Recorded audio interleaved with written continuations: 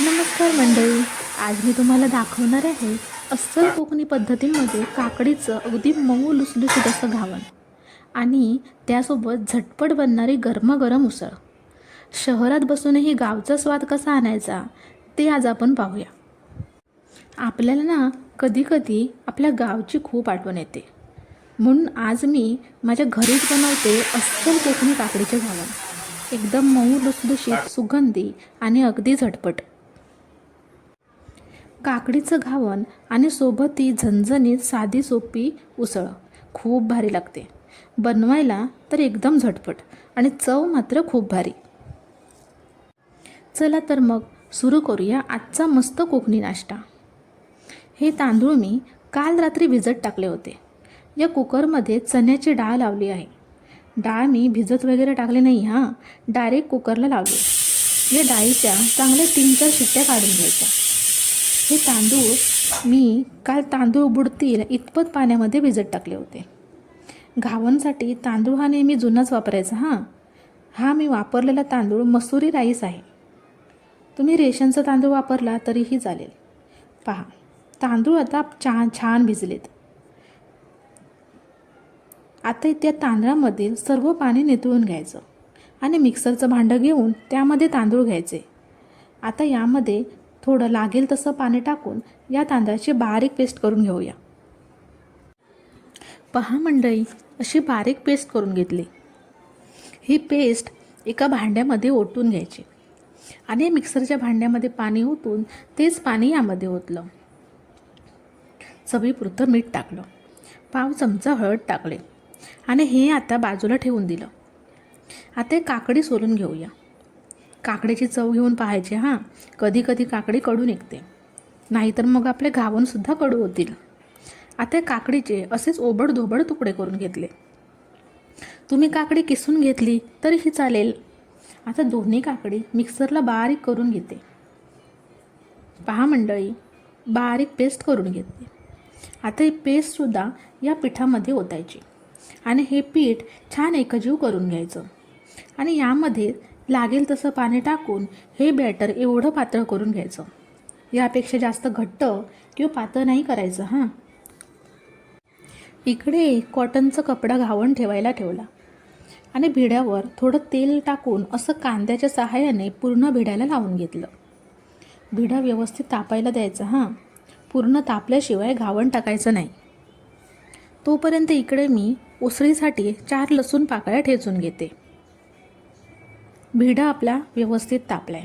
पहा, वरून वाफ येते म्हणजे भिडा तापलाय. आता हे बॅटर असं ढवळून घ्यायचं. प्रत्येक वेळी घावण घालताना हे बॅटर ढवळूनच घ्यायचं. नाहीतर पीठ खाली भांड्याच्या तळाशी बसतं आणि पाणी वरती राहतं.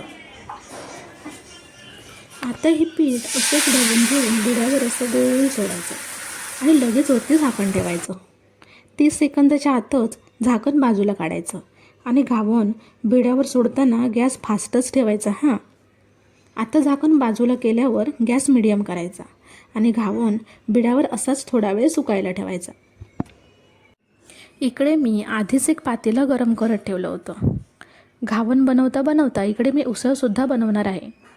पहा, घावणच्या पूर्णपणे कडा सुटल्या आहेत म्हणजे घावण पूर्णपणे सुकलं आहे. कावेल त्याने एकदा चेक केलं आणि घावण कॉटनच्या कापडावर काढून घेतला. भिड्याला तेल लावून दुसरा घावण सोडला. पातेल्यात फोडणीसाठी तेल घेतलं. इकडे तेल गरम होतं आहे आणि आपण पहिला बनवलेला घावणसुद्धा थंड झाला आहे. घावण फोल्ड करून बाजूला ठेवून दिला आणि आता इथे भिड्यावरचा तयार झालेला घावण टाकून घेतला. उसळीचा गॅस स्लोच आहे, नाहीतर तुम्ही बोलाल एवढा वेळ गॅस चालू आहे, तेल जळून जाईल.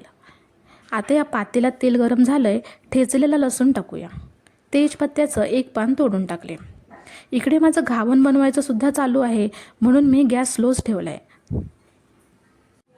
1 चमचा मालवणी भाजका मसाला टाकला. याऐवजी आपण जेवणात जे रोज लाल तिखट वापरतो ते टाकले तरीही चालेल. इकडे घावण बनवता बनवता फोडणी करपेल म्हणून थोडा वेळ मी गॅस बंद केला. मातीचं भांडं कसं गॅस बंद केला तरी खूप वेळ गरम राहतं, लगेचच थंड होत नाही. इथे पाव चमचा चिकन मसाला टाकला आणि अर्धा चमचा गरम मसाला आणि हे मालवणी कांदा खोबऱ्याचं वाटण आहे. हे आमच्या घरात बनवलेलंच असतं.